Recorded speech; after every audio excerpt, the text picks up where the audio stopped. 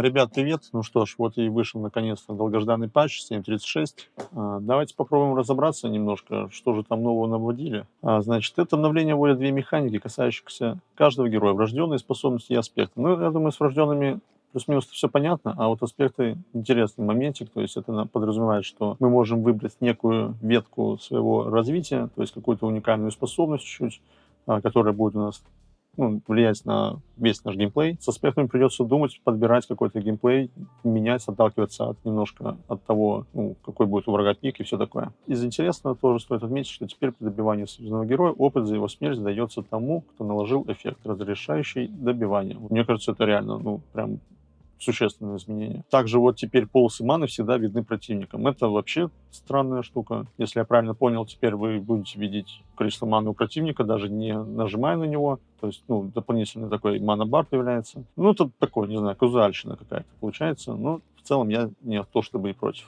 Тут из интересного я даже не знаю, что еще можно отметить. То есть, в принципе, прочитайте, я думаю, у вас тоже не вызовет это каких-то крутых чувств. Вот. Про Ability Draft, ребят, там сами тоже разбирайтесь. Так, предметы, значит. Изменили Рошан Баннер. Теперь, значит, он делает неуязвимым всех крипов на линии, которых он, я так понимаю, зацепил. Радиус уменьшили. Еще тут немножко подфиксили в виде того, что ему изменили его основную фишку. Это то, что теперь-то все-таки крипы будут вообще неуязвимыми, на которых он будет действовать. Это звучит реально жестко, на мой взгляд. То есть теперь вы, когда будете пушить, вы можете этот баннер прямо рядом поставить, и крипы просто не будут умирать. То есть намного легче будет пушить, вам крипы будут постоянно давать вижен, служить каким-то таким неким, не знаю, очередным щитом, хотя, не знаю, их вообще бить можно. Сам пока еще не видел, как это работает в действии в игре. Но звучит как предмет теперь с таким интересным, хорошим потенциалом. Так, Шторм, Акторин, это все пофиг. Вот Саша, интересный теперь момент, что теперь она не дает 20 статус резистанса, а теперь дает 20 слоу резистанса. По сути, предмет был реально сильным, на мой взгляд, за счет как раз вот этого бафа статус резистанса. Теперь его убрали. Я так понимаю, вот я уже там чуть-чуть смотрел, вот это только в Саше Яше осталось. Вот, например, в Кае Саше это убрали. Это реально существенный, на самом деле, нерв этого предмета. Также в Алибарде теперь этого нет. У Саши Яшта осталось теперь даже чуть сильнее, и стоимость чуть увеличилась. А вот условно Кая Саша, просто Саша, Алибарда, вот эти предметы действительно ослабли. Посмотрим, как это теперь будет работать. Я думаю, это реально будет сказываться на игре теперь. Так, остальное тут все не очень интересно. Немножко подфиксили Винвейкер, понерфили. Предмет реально выглядел довольно сильно, и то, что ему сделали.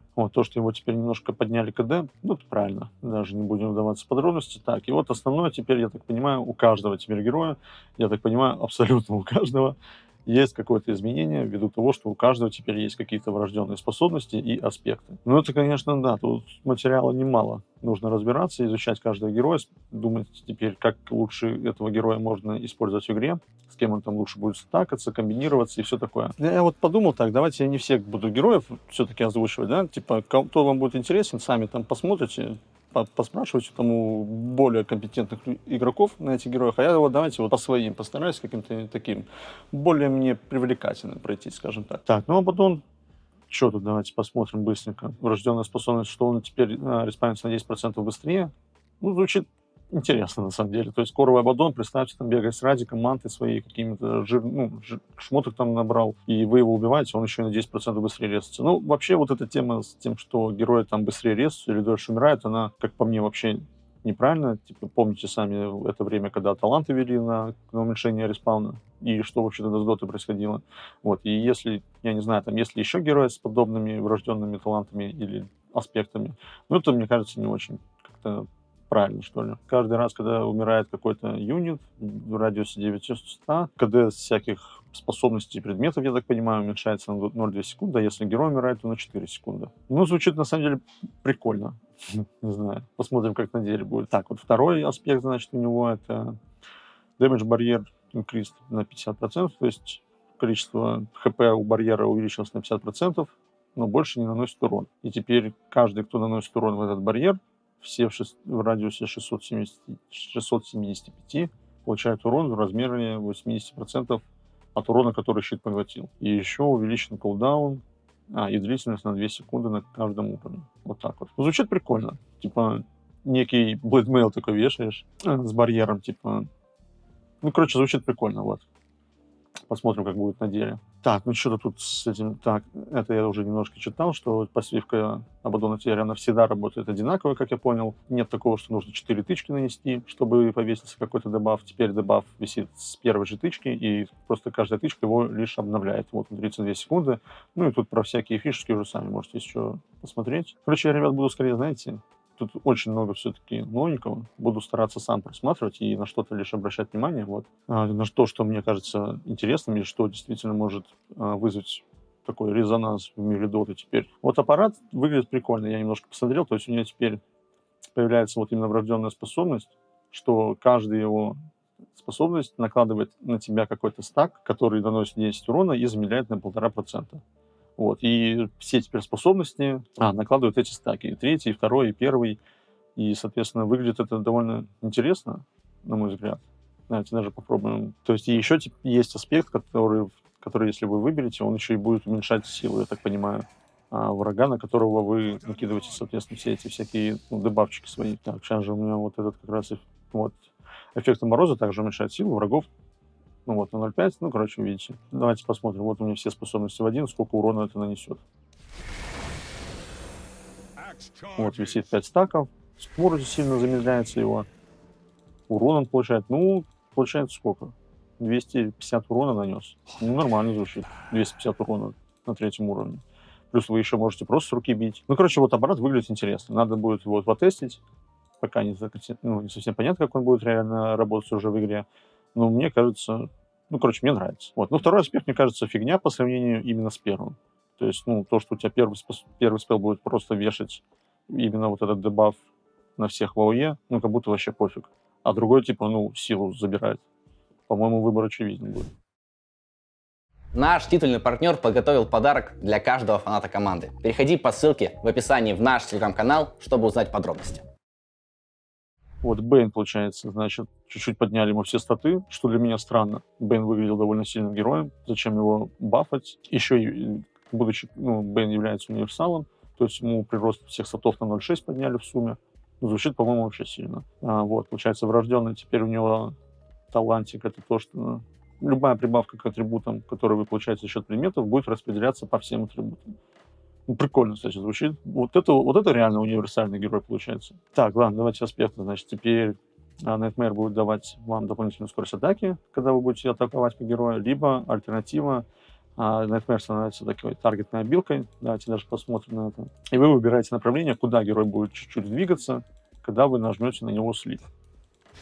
Ну, короче, это звучит очень прикольно. Вот мне еще интересно, может ли он клифы проходить сквозь клифы, пока спит. Ну все, ну это, ребята, вообще имба. Я уже знаю, как я буду это будить. Ну, я думаю, вы тоже можете догадаться, как это можно прям жестко будить. Но это вообще нечестно, что он клиф перелетает. Вот, и еще, типа, такой микромоментик, может быть, знаете, какого-нибудь героя заслипали. Раньше вы на него нажали слип, и все. Ничего особо с этим нельзя сделать. Ну, вы там станы какие-то, да, дадите. А теперь вы сами на Бэне можете нажать слип, вы его разворачиваете, покупаете вот так чисто форстафик. Ну и, короче, его еще и к себе подталкиваете, поняли, да? Ну, Бэйн вообще имба, я не знаю. То есть его бафнули, ему еще и реально прикольный аспект добавили. Ну, альтернатива, я думаю, сомнительная, но, опять же, на каком-то медовом Бэйне, я думаю, тоже будет юзаться. Так, Бэтрайдер. Бэтрайдер, кстати, тоже, ну, из интересного, не особо тронули, на мой взгляд. То есть вот я уже посмотрел тогда, как его обилки изменили. Первый спел вообще чуть-чуть бафнули. То есть на линии его даже теперь есть чуть больше смысла покачать, потому что, опять же, у вас теперь еще и врожденный талант получается, что вот атаки героя накладывают эффект, который каждую 1 секунду наносит 15% урона от его атаки. 2 секунды. То есть 2 тика будет, где вы наносите по 15% урона от атаки. По-моему, звучит вообще как-то бредово и имбово, я не знаю. Дал 1 тычку, почти как 1,5 тычки дал. Еще это по-любому, я думаю, складывается именно со стики напалмом. То есть вы дали 1 тычку, накинули стики напалм, и каждый ваш тик еще и будет наносить на 5 урона больше. Ну, это вообще имбово звучит, на мой взгляд.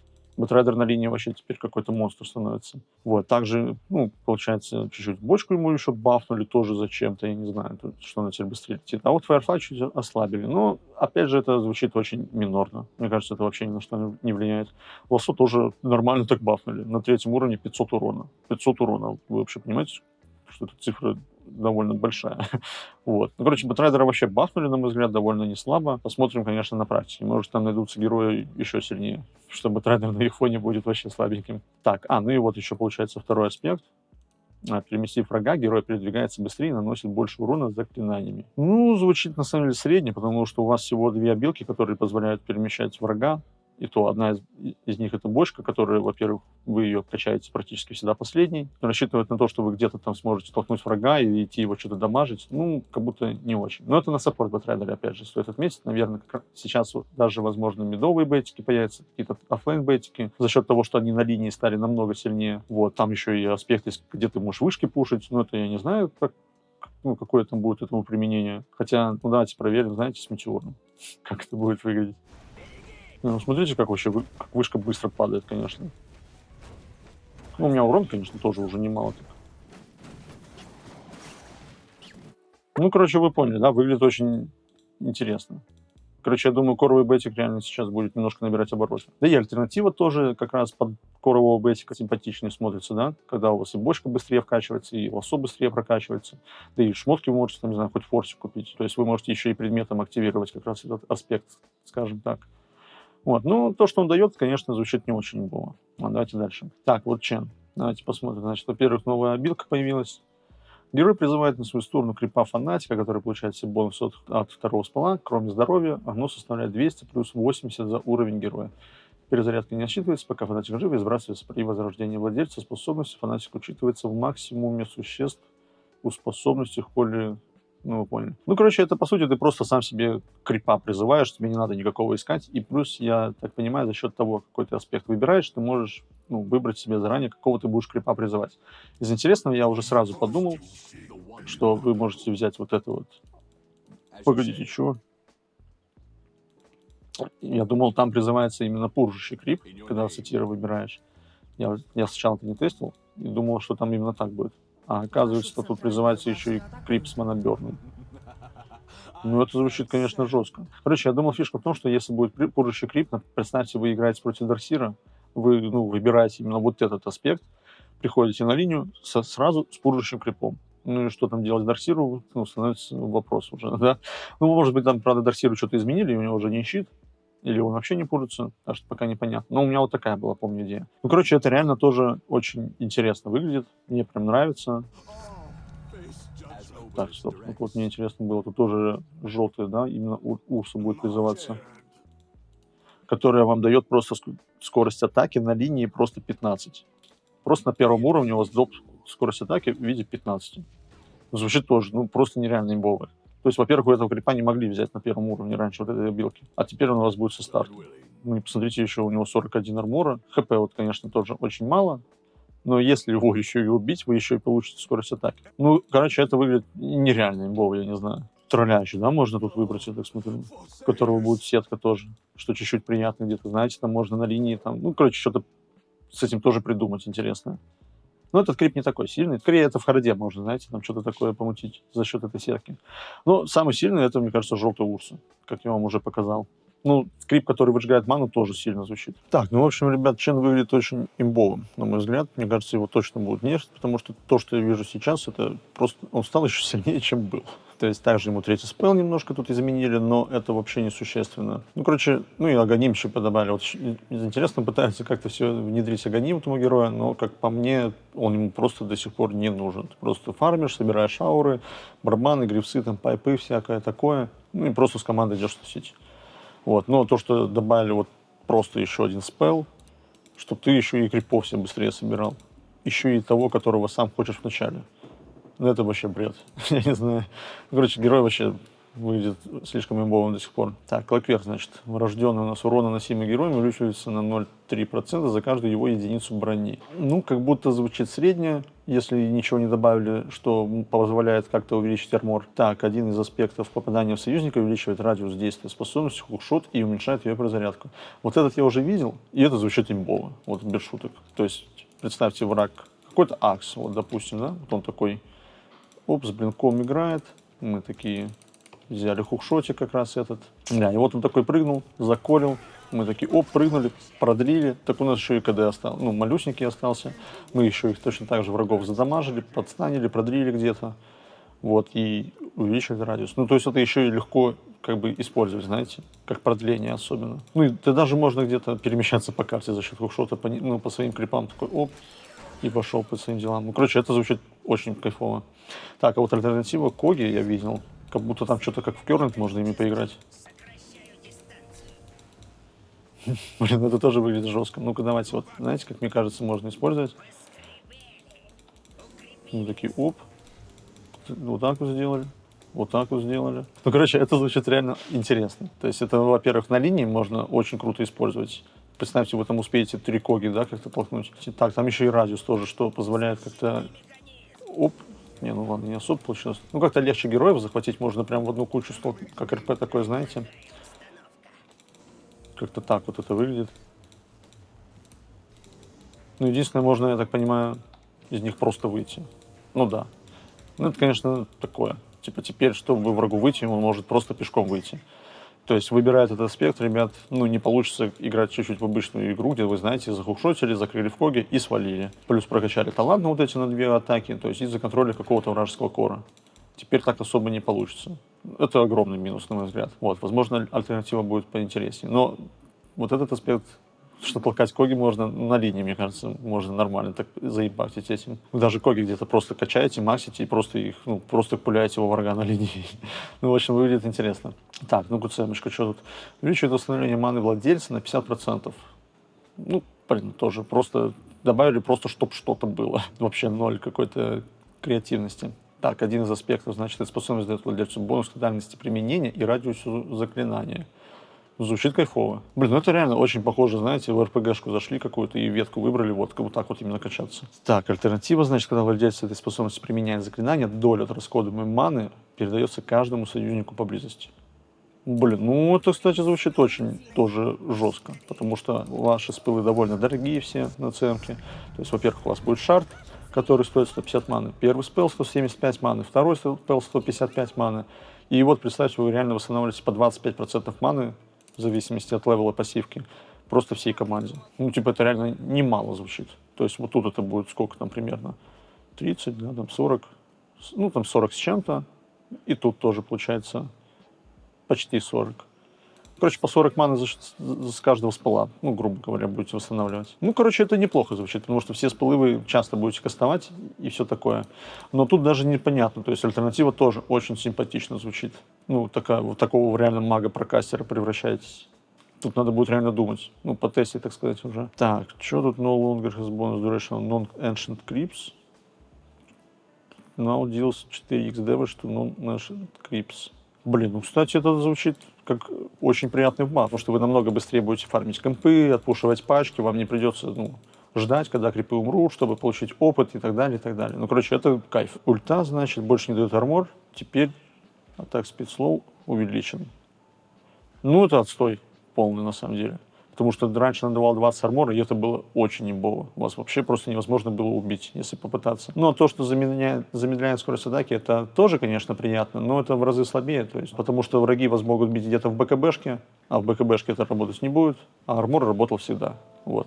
Это очень неприятный баф, но справедливости ради, Цемка и так довольно сильный герой. Вот так. Да, вот теперь, я так понимаю, видите, вы можете сами выбрать, куда вы хотите отправиться. Ну, кстати, это очень приятно. Надо будет только немножко отвыкнуть от прошлого формата. Но это кайф, потому что нужно было каждый раз вот так вот развернуться, и типа вы тогда прыгнете куда надо. Потому что, представьте, вы против Бетика играете, а вам надо еще развернуться в нужное направление. Ну, то есть, не очень приятно это было. И это еще время тратил. Ну, короче, это кайф. Так, вот Darkwill я уже немножко даже видел, как она в игре работает. Darkwill выглядит, опять же, очень сильно. Так, значит, на врожденной способности, если какая-либо способность делает так, что героя невозможно выбрать целью, он получает плюс 100 к восстановлению здоровья и 100% к восстановлению маны на это время. То есть мы можем выбрать купить какой-то EUL, получается даже. Вот мы проверим, вот второй спел нажали, хп реген повысился, а если нажмем EUL, то с EUL не работает. Ну, на самом деле, потому что вас также можно выбрать целью. Но если вас, например, я так понимаю, запихнуть в какой-то астрал ОД, союзный, да или вражеский, я так понимаю, тоже. Блин, а можно я не буду выбирать какой-то аспект, мне пофиг на него. Да, вот видите, работает. А если вражеский, тоже работает. Ну, короче, прикольно выглядит. Вообще это выглядит даже сильно. Так, а с манго работает, кстати. Купили манго, нажали спел, получили 100 маны. А он манго 100, по-моему, восстанавливает. Ну да, с манго, походу, не работает. А если Clarity, то Clarity работает. Ну, вы поняли, да? То есть покупаете себе просто Clarity фласку, вас пробили, нажали второй, нажали фласку Clarity, и просто фуловыми стали, я не знаю, за эти 5 секунд. То есть 5 секунд действует второй. Вы сможете получать дабл хил, дабл ману. Это причем всегда вообще, даже независимо от аспекта. Ну, это звучит имбово, на мой взгляд. Так, значит, этот аспект применит способность, герой создает вокруг себя ауру радиусом 600, враги в которой получают от него увеличенный урон. Эффект увеличивается со временем действия способности, пока не достигнет максимум 25%. Ну, как будто средне звучит. А вот альтернатива я видел, вот это реально жестко звучит. То есть, ну, сами видели, ну, можете посмотреть, сколько же кустов создается. Ну, что это такое вообще? Ну, это капец как много. То есть, во-первых, у вас есть там, по-моему, талантик, вот, на 7 секунд уменьшение. Можете купить какой-то акторинчик, 20-й левел вилка, вот такая вот. Берешь вот такой вот талантик. Ну, вот кинули один куст, кинули третий спел, с шардом взорвалось, еще куст, потом уже опять куст. Ну, короче, это очень будет прям такой annoying спел, знаете. Ну да, конечно, надо еще 3 спел бафнуть. Ульту тоже бафнули. Ну, короче, вилку прям вообще жестко забафли, на мой взгляд. А еще и прикол в том, что если вы будете в теории коровой собираться, вы можете раскачаться так, что вы во втором спеле будете, ну, вообще постоянно находиться. И вот как раз вы берете вот этот аспект, ну, и просто тоже деретесь с врагами. И магией их пробиваете. Ну, короче, вилка звучит тоже очень сильно. Что саппорт, что коровая. Имеет прям жесткий потенциал. Так, значит, Dawnbreaker. С восходом солнца герой на 5 секунд раскрывает союзникам всю карту. Ну, звучит очень прикольно. Непонятно, насколько это будет эффективно на практике. Но это точно круто звучит. То есть это будет прям нормально так помогать в игре.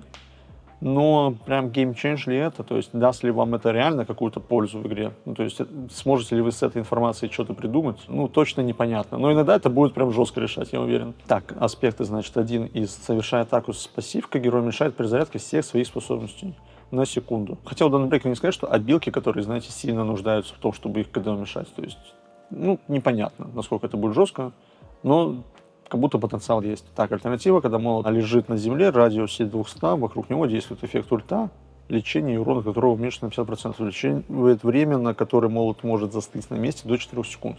Так, ну это надо чуть-чуть посмотреть на практике, как выглядит. Ну, вот типа вот так.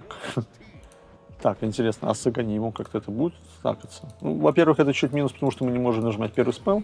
То есть это вообще максимально сопортящий билд уже такой получается. Вам нужно, типа, вы вынуждены из-за этого аспекта как бы его держать на земле. Вот так, ну-ка с Аганимом быстренько как-то он увеличивается, радиус. Уклонение. Ну, кстати, уклонение есть. Вот так нет. Кстати, Аганим дает уклонение еще и на второй спел. Ну, в общем, это реально саппорт Dawnbreaker такая получается. Способности героя накладывает складывающийся эффект, который повышает броню союзникам и снижает ее врагам. Ну, типа, понятный дефолт, ничего интересного. Так, тут что-то тоже написано непонятно. Так, вот это давайте быстро посмотрим. Если жертва способности атаковать 4 раза, яд нанесет дополнительный урон и распространится по новым целям в радиусе 450. Если жертва способности атаковать 4 раза. Опять же, такой, типа, немножко, навеивает как бы коровым дазлом, который идет в мид, качается, как-то быстро собирает шмотки и потом просто, типа, с руки всех пытается убить. Ну, короче, посмотрим на практике. Пока сложно что-то понять, насколько это будет сильно. Так, ну-ка вот Дизраптор, имбовый наш герой, давайте посмотрим. Получил больше 250 урона от любого источника. Герой выталкивает всех врагов из области вокруг него радиусу 400. Типа ты играешь такой на Дизрапторе, тебя типа пытаются такие убить, и ты такой оттолкнул всех. Ну, такое, типа, среднее звучит. Не очень как-то жестко, я не знаю. Вот так это выглядит. Надо 250 урона получить. Оп. Ну, типа, прикольно. Не знаю. Типа, повышает немножко выживаемость героя. В целом, неплохо. Учитывая, что это у тебя прям со старта. И это как минимум, знаете, вот на линии, ну, очень сложно этого героя теперь будет убить. Вот раньше там Тускар какой-то мог прийти, начать его бить, а тут Маслер на Тускаре просто отлетел. Не слабо. Вот именно на стадии лейнинга, да и по игре неплохо. Так, это что такое? All Enemies. Так, ну это и раньше, кстати, было. То есть, что Thunderstrike дополнительно бьет молнии всех врагов. Но это и раньше было, когда ты закрывал. То есть, не особо интересно. Альтернатива у нас. Так, получается, новый спел. Kinetic Field заменяется Kinetic Fins. После небольшой задержки создает стену кинетической энергии, через которую не могут проходить противники. Ну, типа, да, она векторная такая. Блин, ну что-то тоже обилка, конечно, из какого-то лола или хона условного, знаете. Еще и 2 чаржа имеет, прям со старта, да? Ну, то есть это позволяет тебе вот так вот, типа, знаете, сделать, и враг вот тут такой, как, блин, куда бежать? Как минимум на линии, учитывая, что у тебя 2 чаржа, это реально жестко может позволять тебе убивать героев. Длится она довольно долго. Ну, и реально интересно, что у тебя именно 2 чаржа. То есть это прям, ну, враг вообще хрен убежит от тебя. Но, как бы сказать, именно в игре это будет сложнее все реализовывать, потому что, ну, кольцо, оно все-таки уже закрытое, оттуда врагу реально никак не выбраться, а из этой воспла ты можешь еще немножко выбраться. Плюс можно какой-то форс нажать, ну, находясь под ультой, да, и вот этим спылом. А из третьего, ну, из ешки там кольца именно ты никак не можешь не форснуться, там, не липнуться какой-то мираной, вот. Ну, короче, непонятно, насколько это будет эффективно. Так, тут что, это понятно, бонус раньше уменьшили с шарда, количество страйков тоже уменьшили, ну, пофиксили немножко шард. Оно и надо было, потому что шард выглядел дизраптор просто слишком сильно. И на земле он теперь действует чуть меньше, 7, а не 5 секунд. Ну, короче, шард понерфили. Второй спелл тоже чуть ослабили на начальных левелах. Ну, тоже типа такой, ну, такой, пофиг вообще. Ну и третий спелл подняли КД в сумме. Ну, короче, дизраптор в целом поднерфили немного как героя, и в принципе правильно. Но ему добавили просто так новую способность, за счет чего он теперь намного выживаемее стал, что на линии, что по игре. И это звучит как будто, ну, очень сильно по сравнению с тем, что ему ослабили. Так, земля, значит, врожденная способность что-то камень создает. Так, ну это теперь, я так понимаю, просто обилка врожденная. И прокачивается она еще и с уровнем героя. Ну, типа, окей, так. Так, значит, аспекты у нас. Так, что тут? Камень действует 60 секунд, имеет 7 зарядов. 1 заряд за каждые 5 уровней, ну, типа, оно понятно. Так, и тут Each Magnetizer Stone, Remnant gives your Spirit бонус Attack Damage. Ну, короче, от аспекта, по сути, вы получаете просто дополнительный урон за каждый камень, который активируете во время ульты. Вот, и это не стакается. То есть может один только баф висеть. 40-80-120 урона. Ну, типа такое. Альтернатива. Stone Remnant, так, делится 20 камень в секунд. Так, теперь нету зарядов. Всегда КД 64 секунды, ну и маны 15 штук, ну 15 маны, короче, стоит. Ну, прикольно звучит. А второй спел теперь не разрушает камни. Ну, короче, здесь теперь немножко, возможно, изменится. Типа билды какие-то чуть изменятся. Вот, а если играть через вот этот аспект, то вообще игра как будто может тоже жестко у него измениться. Очень такая динамичная может стать. Но надо маны побольше будет обзавестись. Так, шейкер теперь пассивка просто в этом, во врожденном. Ну, там понятно, как она работала. Так, один из аспектов радиус увеличен на 50 за каждые 10 уровней. Альтернатива у нас... Так, тело врага, убитого атакой с эффектом тотема, отлетит от тела, отлетит и нанесет урон задетым противником. Ну, выглядит очень мемно. Вот так вот, бам. Ну, звучит отстойно, но забавно. Даже, наверное, альтернатива будет поприкольней. Ну, короче, шейкера ничего интересного. Так, значит, Титан у нас теперь, я так понимаю, второй спел — это врожденная способность. Качается от скиллпоинтов. Изменили тут всякую... Ну, короче, соответственно, изменили ее только когда этот спел прокачивается, но это не особо интересно. Так, один из аспектов, значит, раз в 1 секунду броня врагов, находящихся в этой ауре, уменьшается на 1, а сопротивление магии на 1%. Интересно, работает ли это с духом. Так, альтернатива у нас, значит, так, спид Титана уменьшается на 75, но он получает 20% от его мув спида к бонус к атак спиду. Непонятно звучит, типа, не знаю. То есть это явно уже на корового Титана, такого похоже, который собирает фейзы, там, не знаю, барабаны какие-то, как-то максимально бафает свой МС, и потом просто идет с руки, типа, всех убивает. Так, ну мне вот это интересно чуть посмотреть. То есть, во-первых, да, дух у нас сразу вкачан, плюс мы можем сразу качать стан, что прикольно. Ну, либо вкачать, я так понимаю, так, секунду. Ну, либо снова прокачать этот спел, но посильнее чуть-чуть. Ну, типа, интересно. Так, и как это работает? Да, короче, дух теперь уменьшает пассивно армор и Magic Resist. Вот сопротивление магии уменьшается, а вот физический, ну, он не уменьшается. А если впритык подойдем? А вот впритык уже все уменьшается. И что, это бесконечности будет?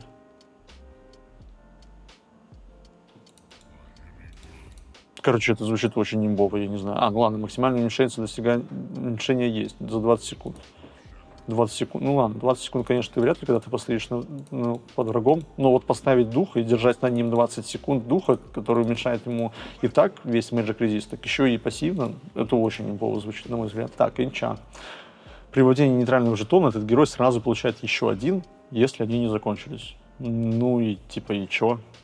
Типа вот кентавр 40 хп получает, а тут просто жетон, который ты, скорее всего, и так выбьешь. Ну, типа тупо звучит, не знаю. Полная фигня у ничего, как мне кажется, но что есть, то есть. Так, а значит, один из аспектов, когда владелец этой способности получает больше 250 урона от вражеских героев, его в течение 4 секунд излечивает один светлячок. То есть ничего просто бьют, и у нее просто в один момент появляется светлячок. О. Ну, типа, окей. Ну, неплохо, неплохо. Это же, я понимаю, так можно нажать хил. Тебя бьют. Оп, еще один появился, 5-й. Не, ну ладно, на самом деле звучит прикольно. То есть ничуть еще сложнее тебя рубить. И так-то хрен убьешь порой, а сейчас еще будет сложнее. А альтернатива, значит, у нас увеличивает дальность атак по герою, на которого действует эта способность, а также дальность ее применения. Что тоже звучит очень неслабо, на самом деле. То есть, во-первых, каст рейндж, смотрите, как повышается. То есть вот так вот на 7 левеле, мы вот так вот просто кинули, драгонаси ПТшечку, качнули импетусик. То есть вот так мы бьем, а теперь кинули хил и еще дальше бьем вот так. Ну, точнее, кинули добавчик этот. Ну, тоже звучит не слабо. То есть и тот аспект реально приятный, я бы сказал. Это больше для коровой инчи такой получается, атакующий, убивающий, да, это такой больше для танка. То есть для танкового инчи. И опять же, в зависимости уже от героев, которых вы будете видеть, и вы сможете понять, соответственно, какой вам лучше даже аспект выбрать. То есть по ощущениям, как вы будете раскачиваться, играть и так далее. Энчантинг нейтрального крипа гарантирует дроп нейтралки, если возможно. То есть 7-я минута, мы пошли, взяли крипа любого, и просто 2 жетона сразу залутали. Я так это понимаю. Ну, изменили чуть баф хп. Так, тут чуть-чуть изменили этот талантик, видится, ну, в зависимости от этого. Тут тоже это, ну, это все пофиг. Гримстрок интересный герой, на котором я играю. Давайте теперь разберемся. Так, значит, внутренняя обилка к атакам героя прибавляется эффект, под действием которого вражеский герой оставляет за собой чернильный след. Окей. 4 секунды. И что этот след делает? А, ну вот, он дает vision и что-то там, что-то еще, короче, делает. Типа similar to Bounty Hunter's Track Vision. Ну, звучит не очень. Ну, и сейчас я на гриме 4 тычки дам, кроме как на линии, ну, конечно. Так, значит, аспекты у него, значит, позволяет активировать Inkswell преждевременно. Окей. Ну, типа то, что было раньше, я так понимаю, теперь просто так, видимо, будет нельзя сделать. Так, альтернатива делает применение способности первого спала векторным, что позволяет управлять траекторией чернил. Так, это звучит интересно. Давайте посмотрим, как это будет выглядеть.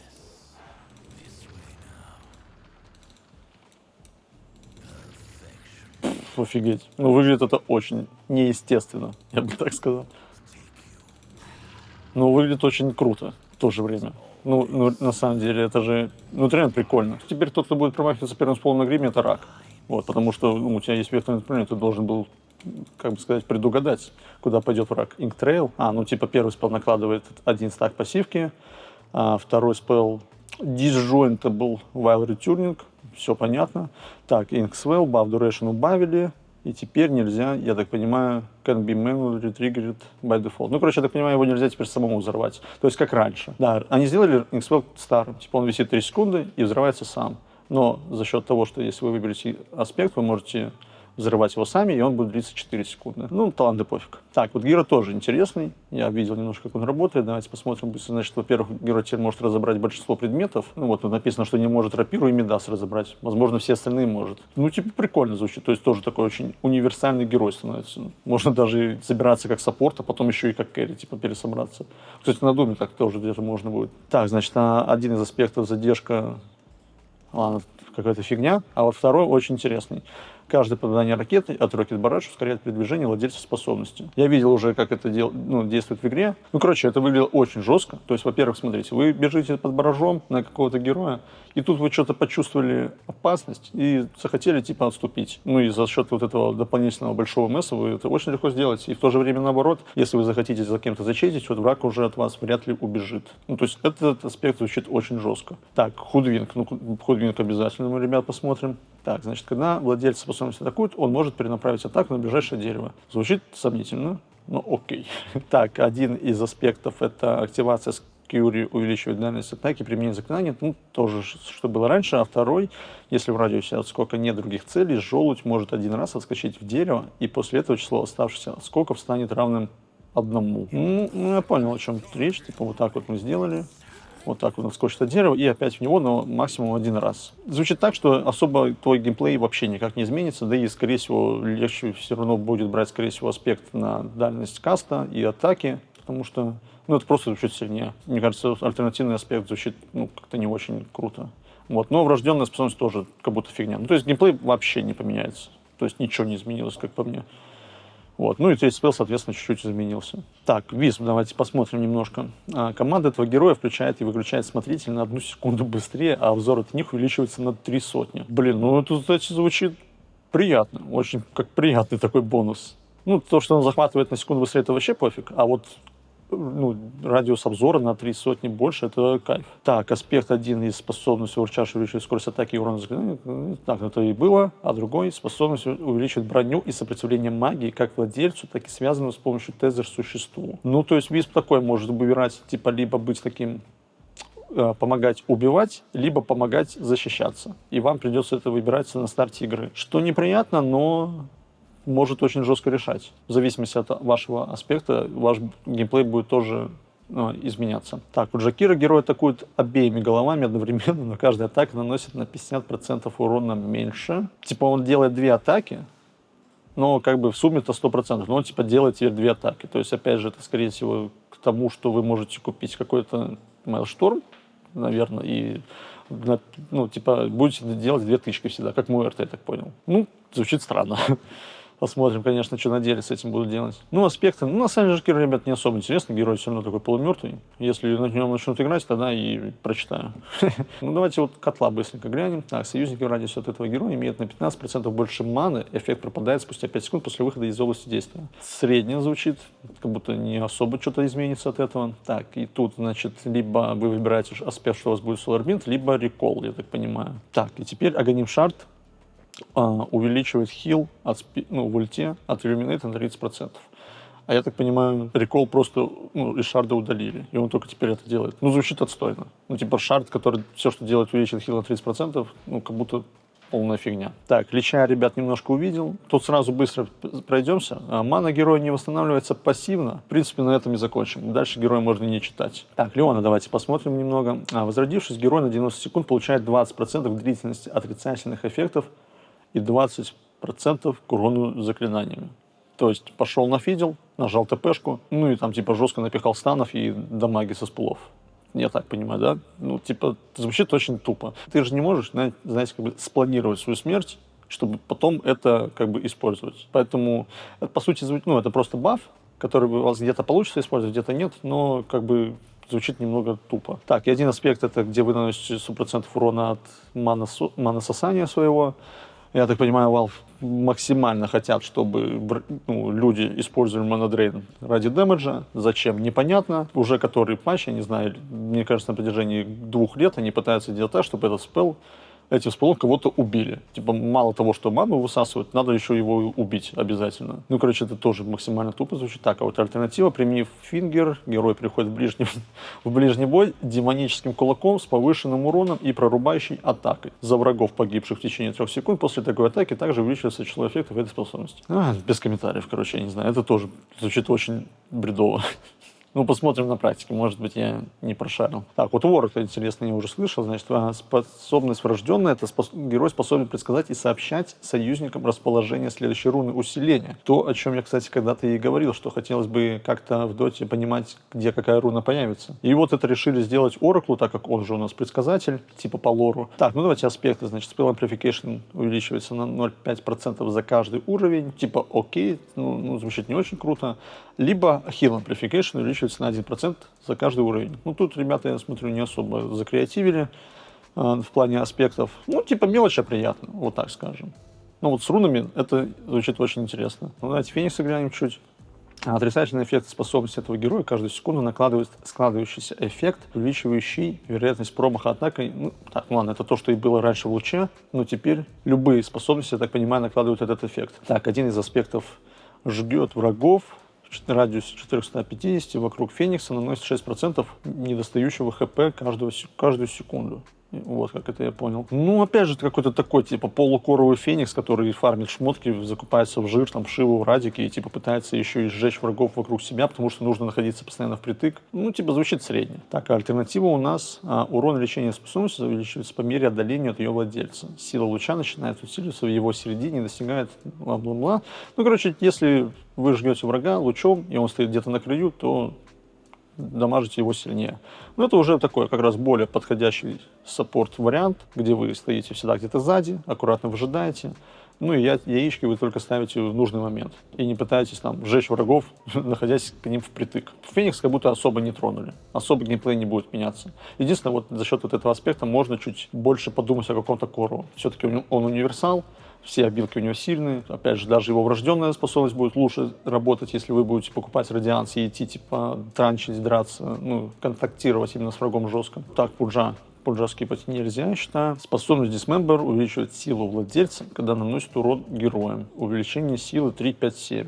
На 12 секунд, вот написано. Ну, типа фигня как будто, ну, ничего не изменит, я не знаю. Так, и вот хук снижает базовый урон способности мид-хук, но она наносит дополнительный урон, зависящий от преодоленного на крюке расстояния. Так, ну-ка вот. Да, это реально, кстати, Push Wars, где вы могли купить раптуру на хук, и в зависимости от расстояния урон наносился. Ну, кто понял, тот понял. Ну, выглядит прикольно. Ну, кстати, ульта вот теперь не действует дольше на крипах. Вот это обидно. Вот это реально обидно. Так, а где самонаводящийся хук-то? Все слухи, значит, это были. Так, пугна у нас. Что тут? Герой может активировать предметы и способности во время применения прерываемых заклинаний. Ну, то есть во время ульты вы можете применять предметы и способности. Ну, это кайф. На самом деле это кайф. То есть бластик где-то кинуть, догончик где-то юзануть, форсик где-то юзануть на самого же себя. Один из аспектов тотем, нанося урон, восстанавливает владельцу здоровья и ману. Ну, типа приятно, но как будто сильно не изменит. Но определенно в каких-то моментах это порешает еще, ребят. Вот. Так, да, когда вы сломали вражеское строение, ну, точнее вышку, пугна получает навсегда 1,5% Spell Amplification. Ну, звучит тоже кайфово. И тот аспект, на самом деле, оба приятные. Но как будто правый, наверное, можно взять как раз, если вы будете, опять же, билдиться такую какую-то коровую пугну, а левый как раз на сопортящей пугне, где вас будут пытаться фокусить, убивать, а вы за счет варда еще и будете отхиливаться в драке. Ну, вообще, это реально очень имбово звучит. Мне кажется, причем, ну, вот именно Незервард вообще сильнее даже, чем правый звучит. Ну, типа 25% от урона. А вард капец в драке дамажит, ребята, много. Постоянно. От Рубик давайте посмотрим. Каждый процент увеличения урона от заклинаний также повышает базовый урон героя на 1% от сопротивления магии на 0,5%. Фигня, как будто, я не знаю, то есть это подразумевает, будто Рубик становится более таким плотненьким героем, толстеньким, ну, типа, каким-то, подразумевает, будто он может какой-то урон теперь впитывать, но сама суть героя, как по мне, это то, что он стоит всегда сзади, и он вообще не желает оказаться где-то под врагом. Но это все равно чуть-чуть будет помогать против каких-то штормов, которые в любом случае будут искать, летать, убивать себя. То есть вот в таких ситуациях это в любом случае поможет. Но как сама идея, не знаю, как будто такое. Так, один аспект украденной способности расходует меньше маны, вообще фигня.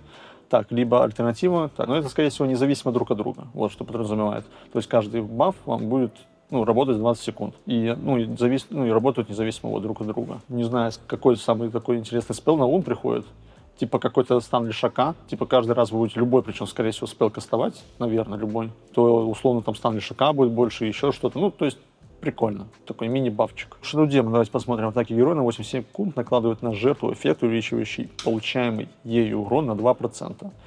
Ну, блин, звучит пока что странно. Давайте посмотрим на аспекты. Так, один из применения второго спала на врага наносит ему урон в размере 15% от текущего здоровья. По окончанию эффекта половина потерянного здоровья восстанавливается. Применение на союзника излечивает его в том же размере. Интересно, он хп потом потеряет вот эти 7,5% или нет? Ну, типа, прикольно. Неплохо. Ну, приятный такой бафчик в виде этого аспекта. Так, а вот тут что? Если ШД убивает героя, или он умирает в радиусе 1500, появляется иллюзия этого героя. Иллюзия наносит урон такой-то вот, зависит от левела, дизрапшена. Ну, тоже звучит как-то не очень имбово. Как будто Dissimulate будет посильнее аспект. Ну, тут непонятно. Тут надо вот попрактиковаться, типа посмотреть, как этот аспект вообще будет в игре работать. Ну, а то, что у него врожденная обилка, это вообще полная фигня, мне кажется. Ну, в какой вселенной вы будете на ШД реально бить с руки, и накладывается какой-то дебаф после 10 минуты. Вот. Мне кажется, это полная фигня. То есть это опять же как будто надо в какого-то корового ШД превращаться, не знаю, что 5 с руки что-то бить, или нафига это еще вообще нужно. Короче, полная фигня, мне кажется. Но на линии будет приятно. Красный, значит, давайте посмотрим. Получив смертельный урон, герой выживает с единицей здоровья и превращается в курицу. На него применяется сильное развеивание, и в течение 0,70 секунд он не получает урон. Перезарядка сбрасывается при возрождении. То есть, когда ты умрешь, я так понимаю. То есть, один раз это тебе поможет, а потом тебе надо умереть, и это, получается, снова, что ли, будет работать. Или, хотя тут есть КД на 90 секунд какой-то. Короче, непонятно. Ну, короче, странный какой-то спелл. Посмотрим на практике. Так, что у нас тут аспекты, значит. Хекс можно применить на союзника, применив обычное развеивание и делая его неуязвимым на 0,1 секунду, после чего он превращается в курицу с повышенной скоростью передвижения, также создает несколько неуправляемых куриц иллюзий.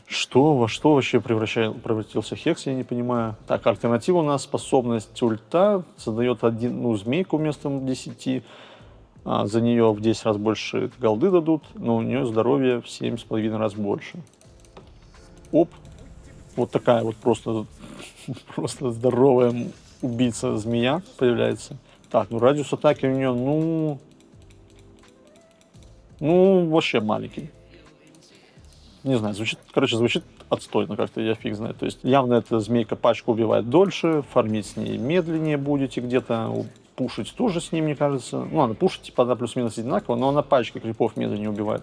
И, в принципе, нейтралов там где-то, знаете, подводили раньше, чтобы пофармить. Это все будет теперь как-то медленнее делаться.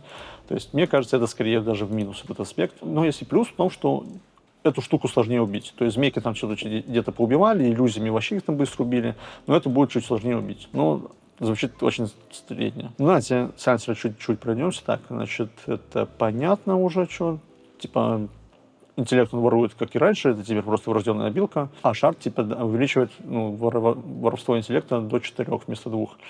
Так, один из аспектов silencer cannot be silenced. Короче, вы можете юзнуть на него любые сайленсы, но он все равно будет использовать свои обилки. Ну, короче, окей, типа звучит очень интересно. Опять же, какой-то такой чуть-чуть коровый сайленсер, знаете, вы можете играть, видите у врага одни сайленсы, нет станов, взяли этот аспект и просто в коро пошли и всех забили. Альтернативный, когда эффект Global Silence заканчивается на существе впервые, он накладывается еще раз. Этот я уже чуть видел, и это звучит очень, именно сильно звучит. То есть вы играете против сайленсера, он нажал Global, вы нажали там БКБшки, лотусы, БКБшка, наверное, как раз пофиг, а вот условно лотусы, юлы, там, манту какую-то, и на вас просто еще один сайленс повесился. Ну, то есть это звучит реально интересно. Посмотрим, в общем, как это будет на практике. Но это, знаете, даже, например, против Оракла какого-то играете, то есть и на паре там Битрайдер прыгнул, дал лассо, нажали Global, Оракл такой манту нажал, я не знаю, или там лотус на себя повесил, и второй сайенс получил, и не может ульту нажать. То есть вот таких вот микромоментиков это будет интересно. Давайте Ская. Герой имеет 20% вампиризма заклинаниями. Ну и тут такая не маленькая уж и цифра на самом деле. Так, один из аспектов написано то же самое. Так, но тут он получает a second innate ability Shield of the Sion. Когда он наносит урон по врагу с его обилок, каждый урон с обилки дает ему стак на барьер. Ну, короче, то, что было, я так понял, в шарде, так, альтернатива. Короче, каждый дэмэдж с обилки уменьшает его КД обилок на 0,1. Ну, давайте посмотрим, как это чуть выглядит. Да, вот, когда владелец аспекта наносит магический урон. Так, ну-ка, а предметы? Ну да, вот они быстрее, видите, КДшатся или нет, я не знаю. Блин, ну 0,1 звучит очень мало, я не знаю. 0,1. Ну какой нафиг 0,1? Ну типа с Аганимом там где-то... Ну да, вот это работает точно. Не, на предметы не работает. Ну, короче, звучит средне, как на мой взгляд. 0,1 как будто очень мало. Вот, ну хотя с Аганимом там где-то в теории это может быть и сработает, но это надо раскачаться. Альтернатива, наверное, даже чуть поприкольнее звучит. Ну, давайте посмотрим, что тут бабки добавили. Так, герой наносит атаками на 20% больше урона, но с вероятностью в 25% может произойти осечка, от чего атака нанесет только 50% урона. Окей. Так, аспект один из, когда она бьет, или Гленсис, не знаю, что такое. 2 рикошета атак, которые не могут промазать, и наносят 75% урона, и еще отскакивают на ближайших юнитов, на ближайших врагов. Ну, как будто звучит не очень круто.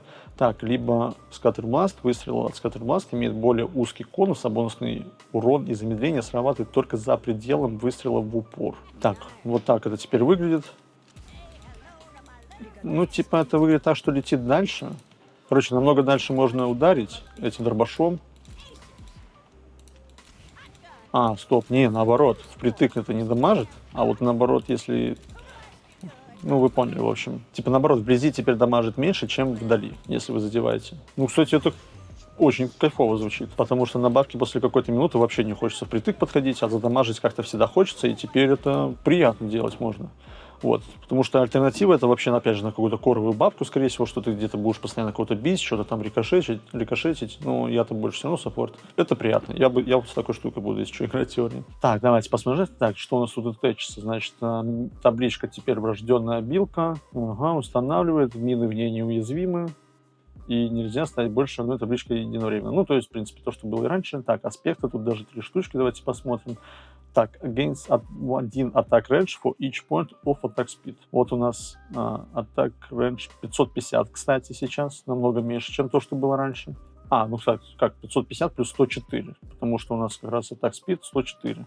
И вот у нас уже получается 654 attack range. Раньше было чуть побольше, там, по-моему, под 700, но, условно, чуть-чуть времени проходит. Покупаем пару муншардиков, ну так, чисто случайно, да. Ну и вот такой у нас уже атак раньше становится 550 плюс 384. Блин, ну Тэч скоровый, мне кажется, может реально залететь с этим аспектиком. Так, другой у нас бластов, увеличивает урон от бластов на долю от максимального здоровья ее владельца. Урон увеличивается на 15%. Ну, представим, у нас 2000 хп, и мы увеличили урон на 300, и нанесли не 500, а 800, и это должно быть 2000 хп, и это нужно еще прыгнуть в драку. Звучит как говно. Так, а альтернатива? Techies can use and benefit from backpack items. Ну это я уже чуть видел, что 3 предмета, которые у него в ранце, они все работают, как я понял. То есть купили вот такие 6 ножебустеров, купили еще, и вот они все дают бафы. Ну, это тоже звучит очень имбово, но, опять же, плюс-минус только для корова Текиса, но в то же время и где-то саппортящий тоже будет все равно находить этому применение. Тот же Акторин туда можно всунуть, в этот бэкпэк, можно туда всунуть, не знаю, Аганим какой-нибудь, ну, то есть даже не активки, я не знаю, туда можно вообще забить, если что-то будет. Ну, видите, да, но это звучит, ну, это выглядит очень жестко. Оп. Я не знаю, правда, как-то забилить можно, это будет интересно, потому что пока что я бинда не вижу, но в любом случае туда можно какие-то пассивные штуки пихать, туда можно пихать варды. Боже, короче, я на Тэчсе поиграю обязательно. То есть герой универсал, и у тебя плюс 3 слота, и у тебя есть таланты, например, на 252 урона. Плюс герой очень быстро фармит. Ну, блин, Тэчс выглядит имбово, на самом деле, с огромным потенциалом. Врожденная способность — это просто теперь то, что у него раньше было пассивкой, бегает сквозь деревья, дополнительный МС. Так, один из аспектов получает плюс 5 base attack damage на каждом уровне. Очень креативно, спасибо. Так, либо Lich Seed. Ну, я вкратце их опишу, что... ну ладно, вот способность можно применить на точку, чтобы ненадолго посадить в ней дерево, излечивающее союзников и наносящий урон врагам в области действия. Наносит крипам на 50 меньше урона, 50%. Если убить дерево, оно мгновенно вырастет заново. Ну, вот мне интересно, что будет реально, если его срубить, как это выглядит. Вот это я хотел посмотреть. Здесь вот так мы посадили, вот так его срубили, а оно появляется просто сразу еще раз. Ну, в этом определенно, знаете, какой есть кайф, что она помогает вам пушить пачки. То есть тренд — герой, который очень медленно фармит, очень медленно убивает крипов. У тренда такой геймплей, что эта обилка практически всегда максится, то есть на 7 левеле она у вас будет в 4, и это вам поможет реально эффективно толкать пачки крипов, фармить нейтралов где-то. Так что это в этом плане огромный плюс. Ну, тем более, кто вообще будет брать альтернативу? Типа, я что, на тренде сейчас реально в руку пойду собираться за счет того, что у меня теперь аспект на плюс 5 урона? Как будто не особо. Даже как будто если его и брать на линию, где вы стоите до левела плюс-минус там 5-6, ну, типа тоже такое. Ну, не знаю, может быть, это тоже будет работать лучше даже, чем это, но не уверен. Как будто вот этот аспект на Lich Seed очень кайфовый. Так, ну-ка, тусик давайте посмотрим. Так, уменьшает просто скорость атаки всех врагов в радиусе 350. Ну, то есть то, что было в тактиме, но теперь тактим для этого не нужно качать. Так, один из аспектов... Короче, я так понимаю, вы Что, получаете тактим просто или что? Ну да, короче, у вас теперь тактим — это отдельная способность, отдельный аспект, который вы получите, если именно выберете ее. Либо у вас второй аспект, где новая обилка, герой и выбранный союзник притягиваются друг к другу, после чего получают бонус к скорости передвижения и урону от атак. Ну, кстати, очень интересно звучит, то есть вы такие с братком своим стоите линию, накинул бафчик и пошли работать просто по врагу. Ну, то есть на лейнинге очень приятно. Да и по игре тоже очень приятно. Там очень много дополнительного урона, то есть это практически как тактим. Прям так часто возникает ситуация, где врага по тактиму бьют больше, чем 2 героя, но как будто тактим поэффектнее будет выглядеть. И, кстати, таланты, смотрите, из интересного, у вас прям таланты меняются, в зависимости от того, какой вы спел выбираете. Ну, короче, точно такой же обычный тактим. Ну и на самом деле он имбовый. Во-первых, замедление, во-вторых, Рошан, в-третьих, вам не надо бить. В другом спеле вы именно получаете урон. А нафига вам урон на саппорт Тускаре? То есть этот спел как будто на какого-то Тускара тройку, что ли, я не знаю, только ему подойдет. Всегда, что ли? Только я на самого себя могу его вообще кинуть? Нет.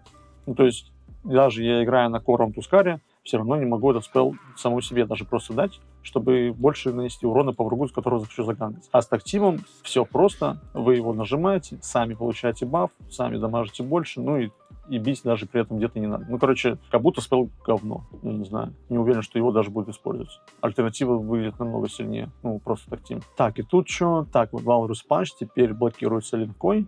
Бонус урон увеличен, крит увеличен, нет, крит уменьшен, и теперь не замедляет movement speed.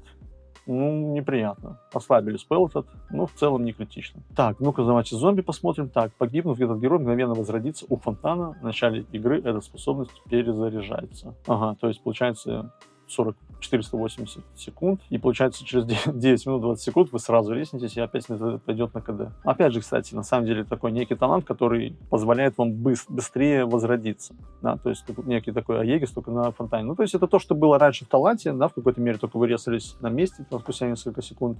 Ну, короче, странно, как по мне, немного, типа, нафига, ну, мне убивать героя, который инста-лестница. А если это еще коровый зомби, представьте, ну, какие он может проблемы доставлять. То есть он там очень жирный, доставляет много проблем вам в игре. Вы его убили, он сразу резнулся и пошел опять вам доставлять проблемы по игре. Ну, короче, тупо звучит. Так, аспекты, значит, это герой призывает зомби, атакуя под действием флэш-голем.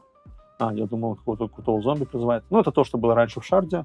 Либо применение слой рип на союзника увеличит его силу на долю от силы владельца этой способности. И это увеличит на 10% на 10 секунд. Просто приятный бафчик для саппорт-зомби. Альтернатива это такого для корового. Ну, короче, коровый зомби залетит, я думаю, где-то. Ну-ка, Вингу, давайте посмотрим. Так, вражеский герой, бывший владелец этой способности, получает от него на 10% больше урона до своей следующей смерти. То есть пока именно этот герой не умрет, я так понимаю. Ну да, то есть если вы все убьете Вингу, все 10, 5 героев, то она вас потом будет бить на 10% больше урона наносить, пока вы не умрете. Ну, короче, звучит не очень сильно, но, опять же, для коровой потенциальной винги как будто, может быть, где-то и сработать неплохо. Так, один из аспектов урон способности от стана увеличивается на 0,75 за каждого крипа, добитого целью. То есть именно по той цели, по которой вы даете стан, чем больше он крипов добил, тем больше вы ему урона нанесете. То есть, допустим, он добил, 200 крипов, 150 урона получается. Ну да, по-моему, 150 урона. За 200 крипов, которых он добьет, он будет получать на 150 урона больше от стана. Ну, капец. Звучит очень странно. Так, либо base attack time уменьшается, точнее, становится 1,5 секунды. Ну, короче, это я как понял, что все атаки винги вроде бы рейнджовые, но в то же время и милишные. И получается, вы можете купить на ней башер, и он будет работать как на милишнике. Также, я так понимаю, с Battle Fury. Ну да, то есть вы можете купить Драгонлэнс, и вроде атака раньше увеличится, но предмет, и вы в то же время будете милишником. Ну, свежо, необычно, я бы сказал. Так, ну-ка, давайте Виверну посмотрим. Так, убавили урон, и Night Vision увеличили до 1200. Ну, кстати, интересно. Виверна теперь ночью выйдет очень хорошо.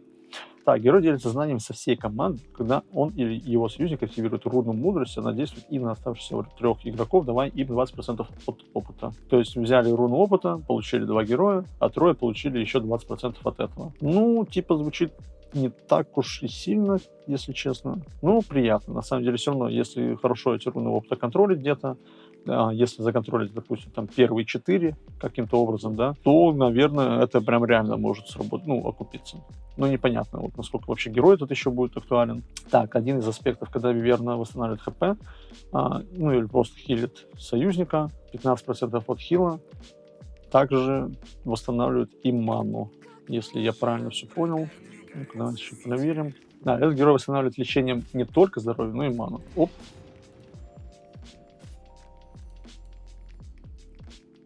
Ну, типа, окей. Доля лечения в ману. То есть, то ХП, сколько мы хилим, 15% от этого, получается, восстанавливает ману. Ну, звучит не очень много кого-то. А если я меку нажму, как это будет? О, мека тоже работает. Ну, прикольно, кстати. Аспект этот понятен, а другой, Виверна, получает урон за каждые 10 атак ренджи. Over 400. Ну, не пон... ну, короче, такое. Ну, и что-то тут спылы наменяли нормально так. Так, это, ну, типа, первый исполнитель не дает Night Vision, но он и не особо нужен, когда ты всегда имеешь его увеличен. Так, второй бонус Decreased. Так, рейндж. За что? Burn Damage.